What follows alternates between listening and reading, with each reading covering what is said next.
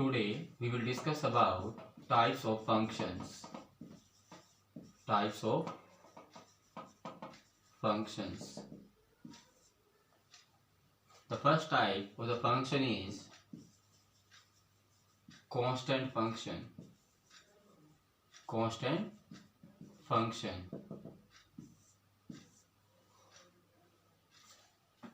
If C is any fixed number,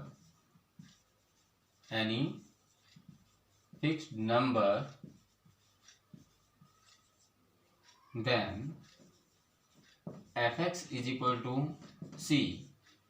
अगर मान लीजिए c कोई एक फिक्स नंबर है, एक कांस्टेंट वैल्यू है, और y की वैल्यू एक कांस्टेंट वैल्यू के इक्वल रहे, fx की वैल्यू कांस्टेंट वैल्यू के इक्वल रहे for every x, then it is known as a constant function.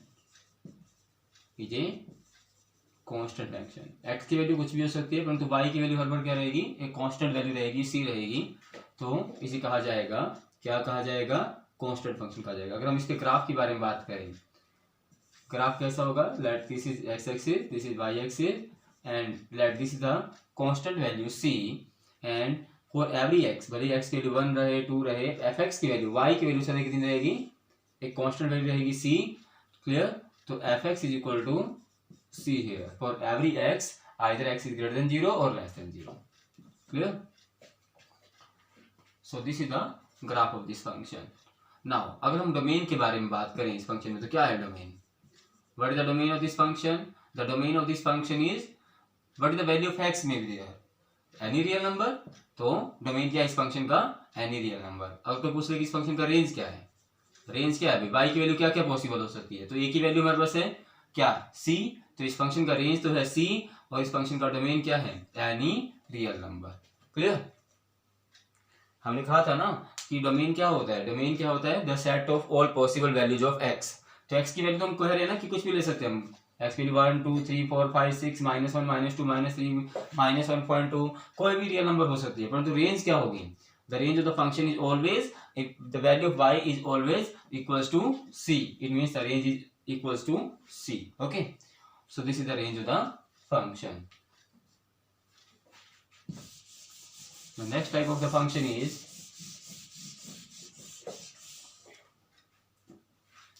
identity function. Identity function. If fx is equal to x, अगर y और x की value क्या हो जाए, इक्वल हो जाए, तो फंक्शन को क्या कहा जाएगा, आइडेंटिटी फंक्शन कहा जाएगा. देखिए कैसा होगा इसका ग्राफ. अगर x की वैल्यू 0 हुई तो y की वैल्यू क्या होगी, 0 होगी. अगर x की वैल्यू यानी ओरिजिन हो गया, अगर x की वैल्यू 1 होगी तो y की वैल्यू भी क्या होगी, 1 होगी, यहाँ बन जाएगा पॉइंट. अगर x की वैल्यू 2 होगी तो y की वैल्यू भी क्या होगी भाई, y की वैल्यू भी 2 होगी, तो यहाँ पर बन जाएगा पॉइंट. यानी कि एक straight line passing through origin. ठीक है, ये इसके ग्राफ को रिप्रेजेंट करेगा, y is equal to x, या आइडेंटिटी फंक्शन के ग्राफ को रिप्रेजेंट करेगा. अगर x की वैल्यू -1 हुई तो y की वैल्यू क्या होगी, -1 होगी, यहाँ पॉइंट बन जाएगा. तो इस तरह से इसका ग्राफ बनेगा. Clear. This is x axis, this is y axis. Clear. Now what is the domain of this function. x के लिए तो कुछ भी ले सकते हैं, तो domain of the function is every real number. What is the range of the function, any real number, है ना. तो डोमेन इस फंक्शन का क्या हो सकता है, एनी रियल नंबर. रेंज भी क्या हो सकता है, any real number. Clear. Now the third type of function is known as polynomial function. क्या बोल रहे हैं हम थर्ड टाइप ऑफ फंक्शन को, polynomial function. Polynomial function. Polynomial function is represented by a polynomial. Let fx is a function. Let fx is a polynomial function. fx कैसा function है, एक polynomial function है. तो इस फंक्शन को कैसे लिखा जाएगा भाई, इस फंक्शन को हम एक पोलिनोमियल से रिप्रेजेंट करेंगे. और पोलिनोमियल क्या होता है, जैसे पहले कांस्टेंट वैल्यू का a0 a0 x की पावर n, फिर लिखेंगे एक कांस्टेंट वैल्यू a1 x की पावर, डिक्रीज करते जाएंगे ना, x की पावर n-1, फिर क्या होगा a2 x की power n-2, and so on up to an. Clear. So this is the polynomial here, and when fx is represented by a polynomial, then the function is known as a polynomial function. Clear. The next one is the rational function. rational function. Rational function is what? A function is when represented in the form of px by qx, where numerator and denominator both are polynomial. Okay, then the function is known as rational function, where px is a polynomial in x, qx is also a polynomial in x, and fx is a function, and where qx is not equal to 0, then the function is said to be rational function. When fx is represented by a rational function px upon qx, then it is known as rational function, where qx is not equal to 0. Okay, the next type of the function we have is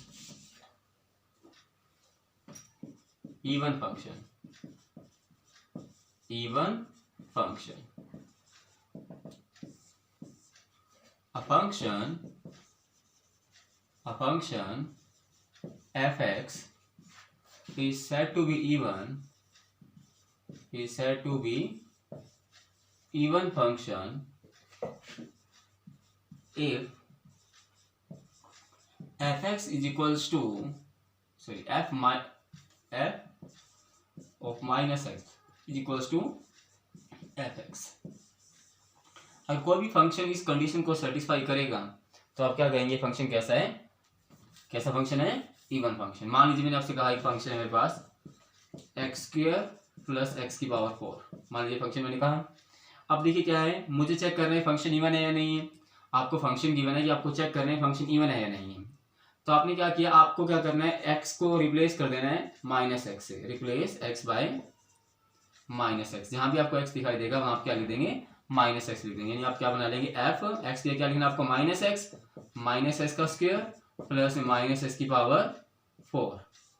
ये बन गया कितना, minus x का square means x square, minus x की power 4 means x की power 4, and this is the value of F of minus x. Now F of minus x, और actually में किसकी वैल्यू थी, ये तो एफ एक्स की वैल्यू थी, है ना. तो एफ माइनस एक्स किसके इक्वल हो गया, एफ एक्स के इक्वल हो गया. It means the function is an even function. क्या करेंगे आप, आपको चेक करना है कि आपका फंक्शन इवन है या नहीं है. तो आप क्या करेंगे, आप x को माइनस एक्स से रिप्लेस कर देंगे. जहां भी आपको x दिखाई देगा वहां पर माइनस एक्स लिख देंगे, और इस तरह से आप बनाएंगे आप माइनस एक्स की वैल्यू. क्लियर, आपने क्या किया, x की जगह क्या लिख दिया, माइनस एक्स लिख दिया. यहाँ भी x की जगह लिख दिया माइनस एक्स, और यहाँ भी x की जगह क्या लिख दिया, माइनस एक्स लिख दिया. अब आपने बनाई एफ ऑफ माइनस एक्स की वैल्यू क्या बन गई, एक्स स्क्वायर प्लस एक्स की पावर 4, यानी कि एफ एक्स की इक्वल ही बन गई. इसका मतलब हमारा फंक्शन कैसा फंक्शन हो गया, इवन फंक्शन बन गया. Clear.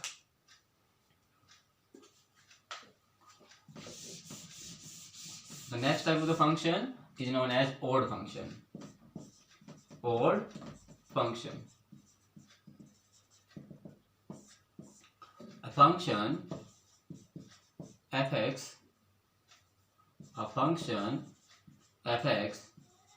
is said to be odd function. Said to be odd function. एक फंक्शन fx को क्या कहा जाएगा, odd फंक्शन कहा जाएगा if f minus x is equal to minus of f x. अगर ये कंडीशन सेटिस्फाई हो गई तो फंक्शन को क्या कहा जाएगा, क्या कहा जाएगा भाई, ऑड फंक्शन कहा जाएगा. क्लियर. तो देखिएगा जैसे कि मैंने लिखा f x is equals to x raise to power 3 plus x. आपको चेक करना है कि आपका फंक्शन इवन है या ऑड है.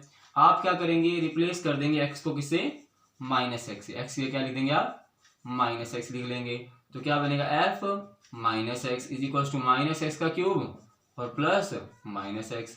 क्या बन गया भाई, एफ माइनस एक्स किसके इक्वल आ गया, माइनस एक्स का क्यूब और प्लस माइनस माइनस हो गया, माइनस एक्स हो गया.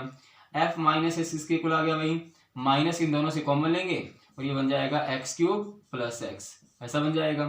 तो हमने देखा कि एफ माइनस एक्स किसके इक्वल हो गया, माइनस ऑफ एफ एक्स के इक्वल हो गया, और ये कंडीशन सेटिस्फाई हो गई. ये वाली कंडीशन है ना, इसका मतलब फंक्शन क्या हो गया, it means F x is an odd function. F x is an odd function. Clear. तो इस तरह से हम चेक कर सकते हैं कि हमारा जो फंक्शन है वो इवन है या ऑड है.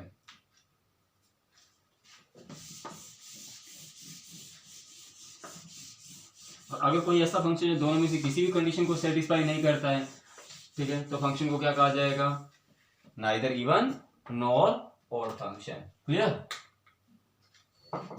Then the function is said to be neither even nor an odd function. Clear?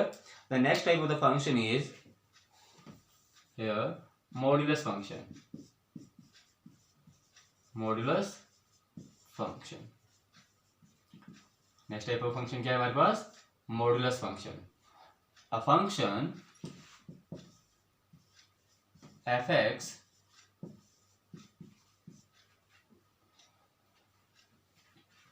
is said to be modulus function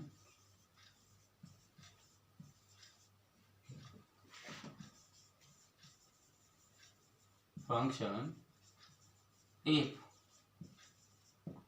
fx is equals to plus x when x is greater than 0.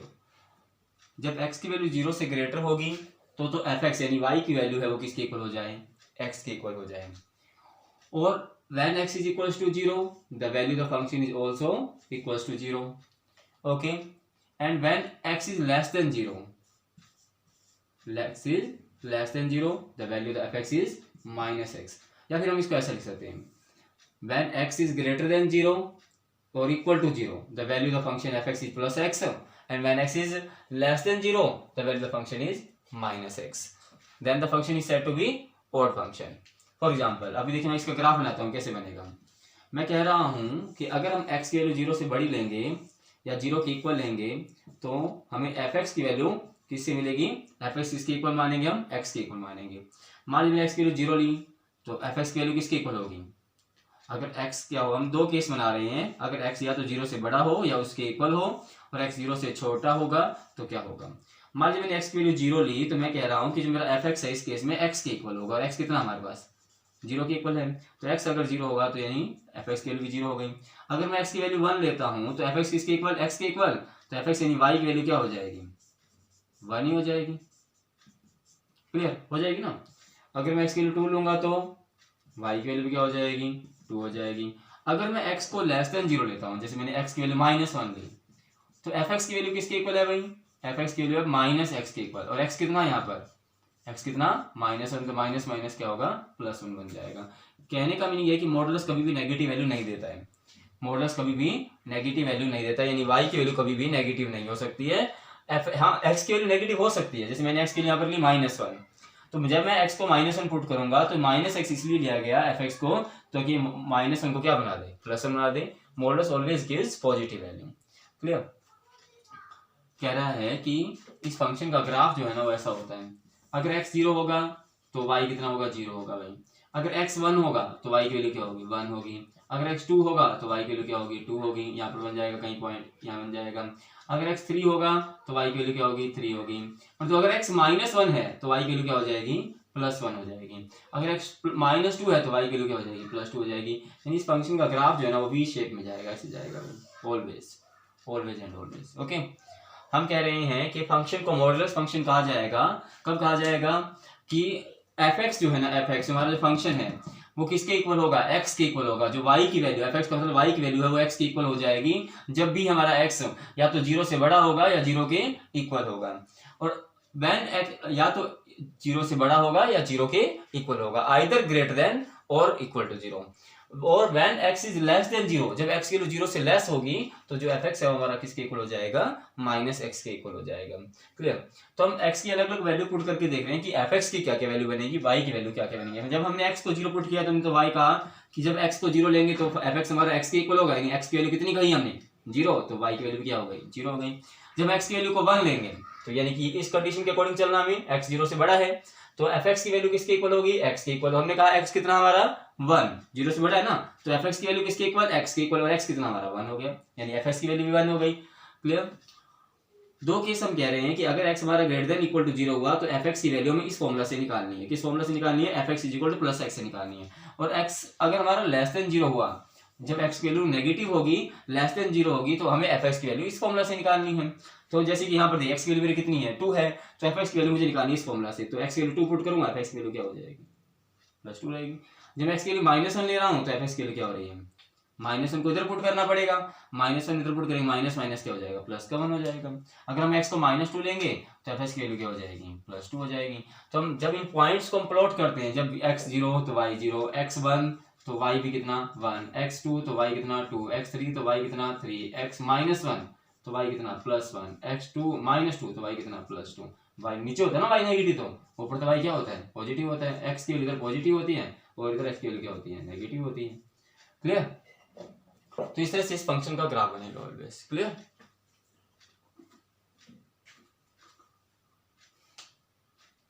इस function का जो domain होगा वो तो कोई भी x की value हो सकती है, यानी कि एनी रियल नंबर। क्लियर? परंतु रेंज होगा ना, वो रेंज कभी भी नेगेटिव वैल्यू नहीं देगा। कैसी वैल्यू देगा? ऑलवेज पॉजिटिव वैल्यू, यानी कि फ्रॉम 0 टू नॉट डिफाइंड, है ना। 0 इज ऑल्सो इंक्लूडेड है। अगर हम इस फंक्शन का डोमेन लिखेंगे तो क्या होगा? Domain of function is every real number. परंतु अगर रेंज लिखें तो क्या होगा? रेंज में क्या होगा? 0 इंक्लूड है, अगर इंक्लूड है तो क्लोज ब्रैकेट लगाएंगे, और 0 से इन्फिनिटी तक जाना है हमें ना, इन्फिनिटी तक जाएंगे, आगे कितनी भी बड़ी वैल्यू हो सकती है, तो 0 से लेकर इन्फिनिटी तक जाना है। क्या इन्फिनिटी का भी इंक्लूड हो सकता है क्या रियल नंबर में? नहीं हो सकता है। Function should be always real and defined, है ना। तो फंक्शन की वैल्यू नॉट डिफाइंड नहीं होगी। इसके साथ हमें कौन सा ब्रैकेट लगाया? ओपन ब्रैकेट, यानी कि ये वैल्यू इंक्लूड नहीं है। 0 से बड़े नंबर इंक्लूड है परंतु इन्फिनिटी इंक्लूड नहीं है, नॉट डिफाइंड इंक्लूड नहीं है। क्लियर?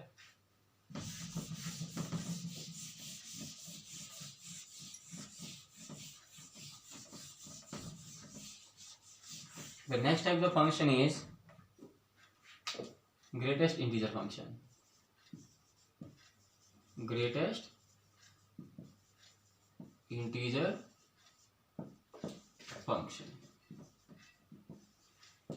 Greatest integer function.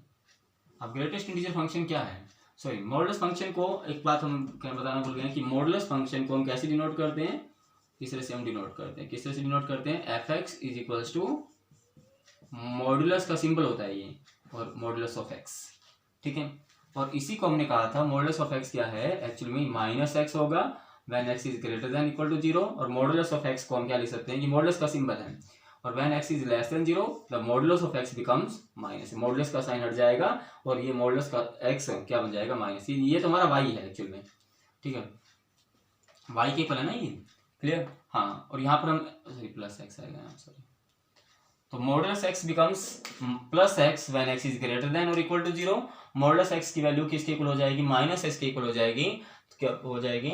जब x हमारा क्या होगा? लेस देन 0 होगा। तो ये मॉडुलस का सिंबल है हमारे पास। The next type of the function is known as greatest integer function, and it is denoted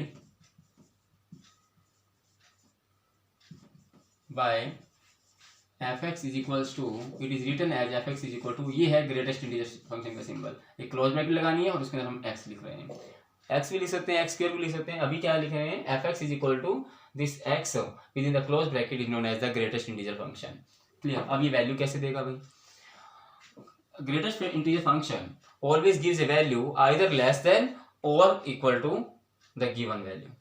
okay, कह रहा है कि जो ग्रेटेस्ट इंटीजर फंक्शन में कैसे लिखा जाता है, देखिएगा। ग्रेटेस्ट इंटीजर फंक्शन को आप ऐसे याद दीजिए, आइदर लेस देन और इक्वल टू, लेस देन और इक्वल टू,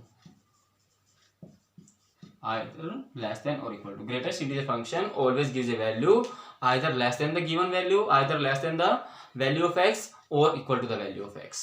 ओके, यानी कि जो y की वैल्यू होगी या तो वो x की वैल्यू से लेस होगी या y की वैल्यू x की वैल्यू के इक्वल होगी, डिपेंडिंग अपॉन कि x हमारा इंटीजर है या x हमारा इंटीजर नहीं है। क्लियर? जैसे कि मान लीजिए मैं कहता हूं कि fx, यानी कि जैसे मैंने कहा कि x के लिए मैं कंप्लीट नंबर लेता हूं 1। अगर x एक कंप्लीट नंबर है, एक इंटीजर है, तो जो fx है, fx की वैल्यू है, यानी कि 1 का जो ग्रेटेस्ट इंटीजर फंक्शन होगा वो क्या देगा? हमें 1 ही देगा। यानी कंप्लीट नंबर है तो खुद अगर एक इंटीजर है तो इंटीजर ही आंसर में आएगा। परंतु अगर मान लीजिए मेरे पास x की वैल्यू इंटीजर नहीं है, जैसे 1.5 है, तो इस केस में fx की वैल्यू यानी y की वैल्यू क्या रहेगी? अब 1.5 है तो हमें 1.5 नहीं मिलेगा, इससे एक लेस वैल्यू मिलेगी, इससे थोड़ी छोटी वैल्यू मिलेगी, इससे लेस देन वैल्यू मिलेगी, परंतु वो क्या होगी? एक इंटीजर वैल्यू मिलेगी। तो 1.5 से छोटा इंटीजर क्या होता है? An integer which is less than 1.5, then that is 1, है ना। मान लीजिए मेरी x की वैल्यू 1.9 रहे तो क्या होगा? fx की वैल्यू क्या होगी भाई? अब 1.9 से लेस एक कंप्लीट इंटीजर क्या होता है? वो भी 1 होता है। अगर मैं कह दूं कि मेरी x की वैल्यू क्या है?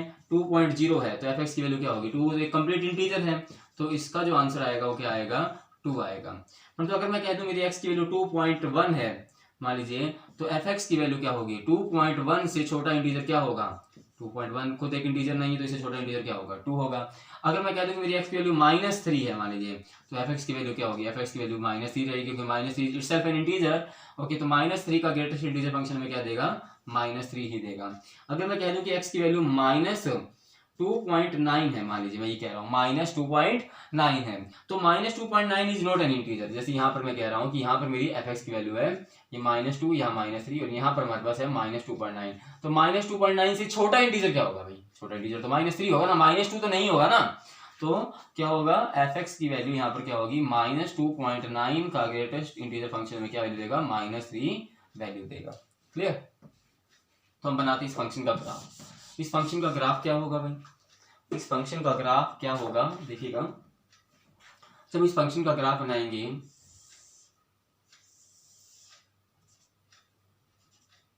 x और fx, हमने कहा अगर x की वैल्यू 0 होगी तो fx की वैल्यू भी 0 होगी, परंतु अगर x की वैल्यू 0.1 हुई तो fx की वैल्यू क्या होगी, फिर fx की वैल्यू तो 0 होगी। जब x की वैल्यू 0.2 हुई तो fx की वैल्यू क्या होगी, यानी y की वैल्यू क्या होगी। जब x की वैल्यू 0.99 हुई तब भी fx की वैल्यू क्या होगी, तभी fx की वैल्यू क्या होगी भाई, 0 ही होगी ना, 0 ही होगी ना। तो हम कह रहे हैं कि अगर हम x की वैल्यू 0 से लेकर 0.99 तक मूव करते हैं, यहाँ पर हम 0. ये 1 है और 1 को हमने इंक्लूड नहीं किया है क्योंकि यहाँ पर हम खाली सर्कल बनाया है ना। तो क्या कह रहा है कि जब भी x की वैल्यू 0 से लेकर 0.99 के बीच में रहेगी, तो इसको मैं डार्क कर देता हूँ, ये y की वैल्यू, जो डार्क सर्कल मैं बना रहा हूँ ये y की वैल्यू को रिप्रेजेंट कर रहा है, और ये लाइन जो मैं बना रहा हूँ, ठीक है, और होलो सर्कल में 1 तक लेके गया हूँ, ठीक है, ये लाइन बता रही है कि x की वैल्यू 0 से लेकर 0.9999 तक गई, ठीक है, पर तो 1 इंक्लूड नहीं है, तो fx की वैल्यू y की वैल्यू क्या आएगी, हर बार 0 आएगी। जैसे कि मान लीजिए x की वैल्यू मैं ले जाता हूँ 1 से स्टार्ट करता हूँ और मैं ले जाता हूँ 2 तक, ठीक है, तो fx की वैल्यू क्या आएगी, हर बार 1 लेंगे तो भी fx की वैल्यू 1 आ रही है, 1.2 लेंगे तो भी fx की वैल्यू क्या आएगी, 1 आएगी, 1.3 लेंगे तो भी fx की वैल्यू क्या आएगी, 1 आएगी। तो एवरी टाइम fx की वैल्यू क्या आएगी, 1 आएगी, जब भी x की वैल्यू 1 से लेके कहां तक जाएगी, 2 तक, और 2 को हमने इंक्लूड नहीं किया। देखिए तो fx की वैल्यू, y की वैल्यू क्या आएगी, 1 आएगी, भले ही, ठीक है, यहाँ पर फिक्स कर दिया y की वैल्यू 1 आएगी, जब भी x की वैल्यू 1 रहे, 1.2 रहे, 1.3, 1.4, 1.5, 1.6 and up to 2 is not included here. अगर मैं x की वैल्यू ले रहा हूँ 2 से लेकर 3 तक, तो fx की वैल्यू क्या आएगी, fx की वैल्यू 2 आएगी, जब x की वैल्यू कहां से कहां तक जाएगी, 2 से 3 तक जाएगी ना, ऐसे कह रहे हैं। अब मैं ये कह रहा हूँ कि अगर x की वैल्यू मान लीजिए मेरी जाती है -1 से लेकर 0 तक, तो fx की वैल्यू क्या आएगी भाई। अब इस केस में ये वाला क्वेश्चन सोचने का है कि अगर मान लीजिए x की वैल्यू 0 होगी तो fx की वैल्यू 0 होगी, अगर मान लीजिए x की वैल्यू -0.2 हो जाए तो fx की वैल्यू हो जाएगी -1। तो हर बार fx की वैल्यू क्या रहेगी, -1 रहेगी, जब तक हम 0 को इंक्लूड नहीं कर देते हैं, तो fx की वैल्यू क्या रहेगी, -1 रहेगी, जब भी x की वैल्यू -1 से 0 तक जाएगी ना। तो अगर x की वैल्यू क्या रहेगी भाई, -2 से लेकर -1 तक रहे, -2 से लेकर -1 तक रहे और -1 इंक्लूड ना हो, तो fx की वैल्यू क्या हो जाएगी, -2 हो जाएगी। तो ये है graph of greatest integer function fx is equals to this one, and this function is known as floor function also. This function is also known as floor function. Clear? Floor means the lower value, the lower point is you have less than value आपको मिल रही है ना, या तो उतनी value मिल रही है या लेस देन वैल्यू मिल रही है उस वैल्यू से। सो this is the graph of the greatest integer function. Clear?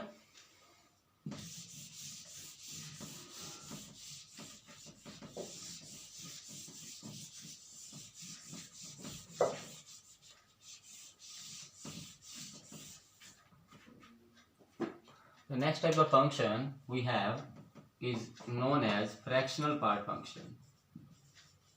Fractional part function. Next type of function क्या हमारे पास, fractional part function. अब fractional part function क्या है देखिएगा, हर फंक्शन, हर रियल नंबर x जो है वो दो तरह के नंबर से मिलकर बना होता है। मान लीजिए हमारे पास कोई रियल नंबर x है, ये दो नंबर से मिलकर बना है, एक इस नंबर का ग्रेटेस्ट इंटीजर पार्ट और plus the fractional part of this function, this is known as fractional part. fx is equals to, अगर हम मीडियम रेसिज यूज कर रहे हैं तो this is known as fractional part function. क्या बोलते हैं इसको, fractional part function, part function. अब ये वैल्यू कैसे देगा वो देखते हैं। जैसे कि मैंने कहा हमारे पास एक नंबर है 2.5, सो दिस नंबर 2.5 में इसका जो ग्रेटेस्ट इंटीजर पार्ट क्या वैल्यू देगा, 2.5 का, एक तो पहली बात तो ये, और plus the fractional part of this function और 2.5। ऑब्वियस सी बात है कि 2.5 का ग्रेटेस्ट इंटीजर पार्ट देगा हमें 2, तो ऑब्वियस सी बात है इसको क्या देना पड़ेगा 0.5, और इससे बन जाएगा हमारे पास 2.5। सो this is the fractional part function, fractional part of this value. Okay, तो सबसे पहले क्या करेंगे हम, किसी रियल नंबर में से, अगर यानी हमें क्या करना है, फ्रैक्शनल पार्ट को निकालना है किसी फंक्शन का, क्लियर। तो हम क्या करेंगे, जो रियल नंबर हमारा है उस नंबर में से उसका ग्रेटेस्ट इंटीजर पार्ट क्या कर दें, अगर हम माइनस कर दें तो बन जाता है fractional part function. So this is known as fractional part function, clear. इसका मीनिंग ये हुआ कि अगर मान लीजिए मेरी एक्स की वैल्यू है, हम कुछ वैल्यूज डिसाइड करते हैं, मान लीजिए मैंने एक्स की वैल्यू ली, अभी जैसे मैंने 2.5 लिया तो मुझे आंसर मिला 0.5, है ना। अगर मैं 2.9 लेता तो आंसर क्या मिलता मुझे 0.9। अगर मैं 2.0 लेता तो मुझे आंसर क्या मिलता 0। 0 इज ऑल्सो इंक्लूडेड है ना। तो फ्रैक्शनल पार्ट फंक्शन की वैल्यू क्या हो सकती है, 0 हो सकती है, 0.1 हो सकती है, 0.2, 0.3, 0.5, 0.7, 0.8, 0.99 और तो, है ना। तो क्या 1 होगी, फ्रैक्शनल पार्ट फंक्शन की वैल्यू कभी भी 1 नहीं होगी, है ना। अब देखिए माइनस का कोई नंबर लेके देखिए, जैसे -2.3 लिया मैंने, और मुझे बताना है कि इस नंबर का जो फ्रैक्शनल पार्ट फंक्शन कितना होगा। अगर मैं इसका ग्रेटेस्ट इंटीजर पार्ट निकालूं तो कितना आएगा, -3 आएगा। अब इसका मतलब -2.3 में मुझे बनाना है, और -3 मेरे पास बन चुका है, तो इसका जो फ्रैक्शनल पार्ट फंक्शन रहेगा वो कितना रहेगा, वो बता सकता है। तो वो रहेगा हमारे पास कितना 0.7। -3 + 0.7 बिकम्स व्हाट, -2.7। तो इसका मतलब ये है कि जो फ्रैक्शनल पार्ट फंक्शन की वैल्यू है, यानी अगर हम इस फंक्शन में एक्स की वैल्यू तो कुछ भी हो सकती है, अगर हम इस फंक्शन के डोमेन के बारे में बात करेंगे तो डोमेन में तो हम एक्स की वैल्यू तो कुछ भी पुट कर सकते हैं ना, तो domain is any real number. परंतु अगर इस फंक्शन के रेंज के बारे में अगर हम बात करें तो इस फंक्शन में रेंज क्या रहेगी, तो फ्रैक्शनल पार्ट फंक्शन से जो वैल्यू आएगी, यानी कि y की जो वैल्यू आएगी, जब हम x की अलग अलग वैल्यू पुट कर करके देखेंगे तो y की जो वैल्यू आएगी फ्रैक्शनल पार्ट फंक्शन जो बनेगा हमारा, वो सदैव क्या होगा, या तो 0 होगा या 0 से बड़ा होगा, परंतु कभी भी 1 से ग्रेटर नहीं होगा और 1 भी नहीं होगा। तो this is the domain and range of fractional part function, clear.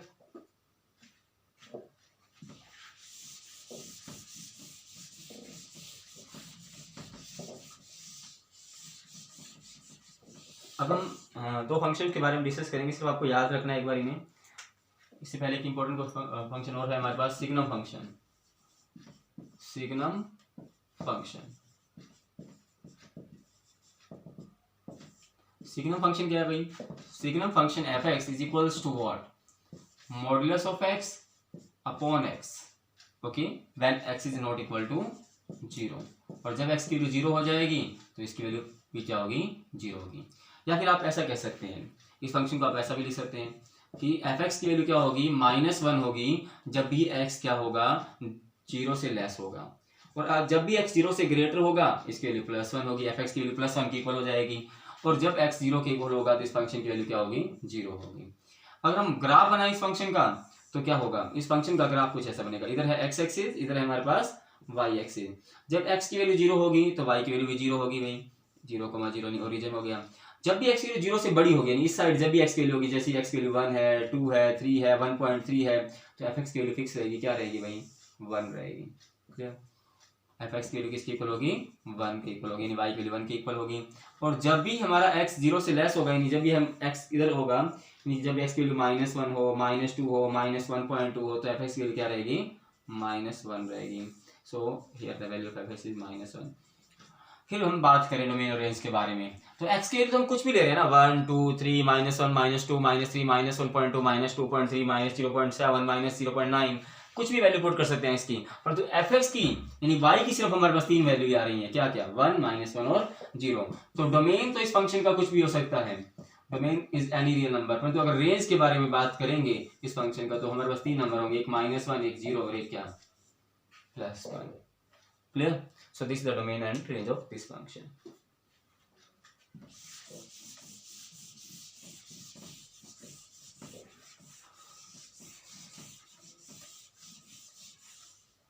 Clear?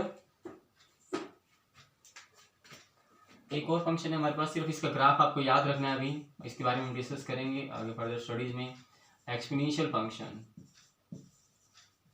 Exponential function. Exponential function क्या होता है भाई? आपने कोई फंक्शन भी ऐसा लिखा f x is equals to a raise to power x लिख दिया आपने, okay, and where a is any positive integer, a is any positive integer other than 1, okay.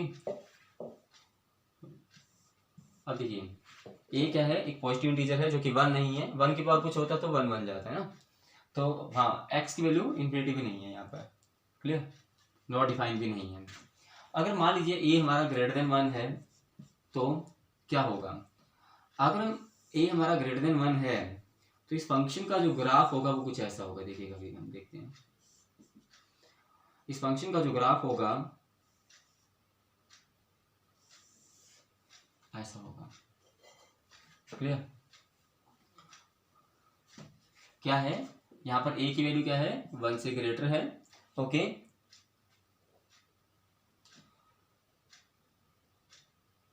तो इस फंक्शन का ग्राफ कुछ ऐसा बनेगा।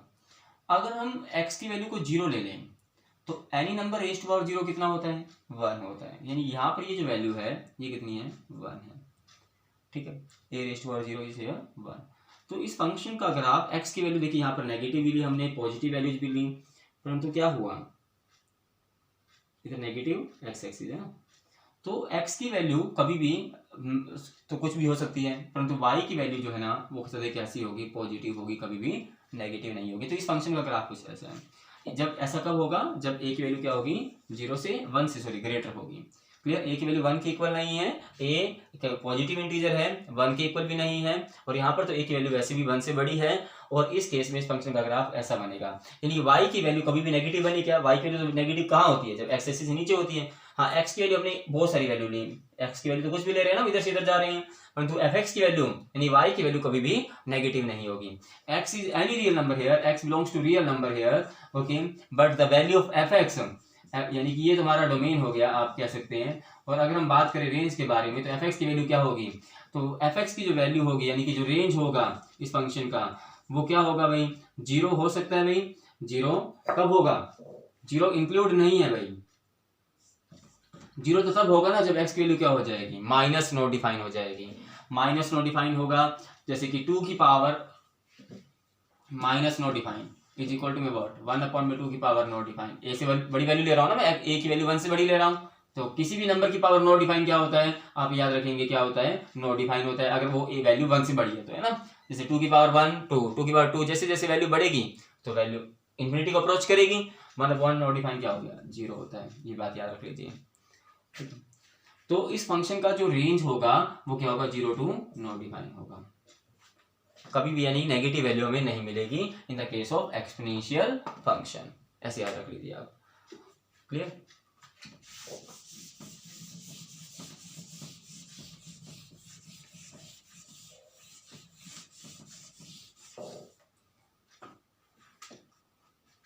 Last one is here logarithmic function.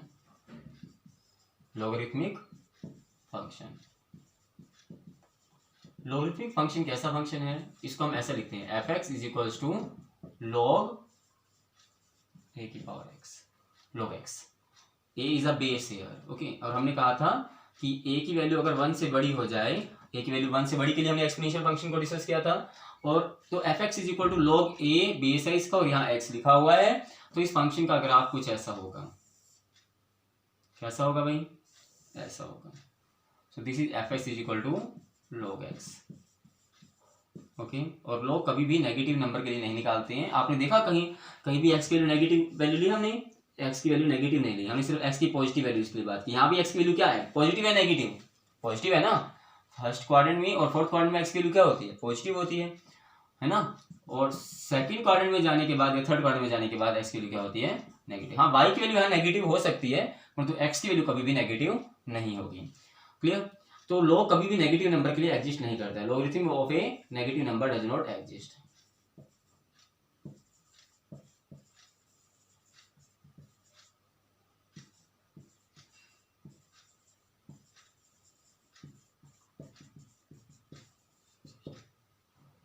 तो आपने कहा कि x की वैल्यू आपको या तो क्या लेनी है, जब आप x की वैल्यू 0 लेंगे ना तो भी fx की वैल्यू जो है ना वो माइनस में डिफाइन हो जाएगी अगर हमारा a क्या है ग्रेटर देन 1 है। हाँ, जैसे जैसे x की वैल्यू 0 से बढ़ती जाएगी तो जैसे कि log, अगर हम मान लीजिए मैंने x की वैल्यू 1 लेता हूँ तो log 1 कितना होता है 0 होता है। जब x की वैल्यू 1 होगी तो y की वैल्यू क्या होगी 0 होगी। log 1 की वैल्यू क्या होती है 0 होती है, याद रख लीजिए, बेस कुछ है। क्लियर। और जैसे जैसे x की वैल्यू आगे बढ़ेगी तो fx की वैल्यू किसको अप्रोच करेगी, नॉट डिफाइन को अप्रोच करेगी। Clear. So these are the functions, type of function.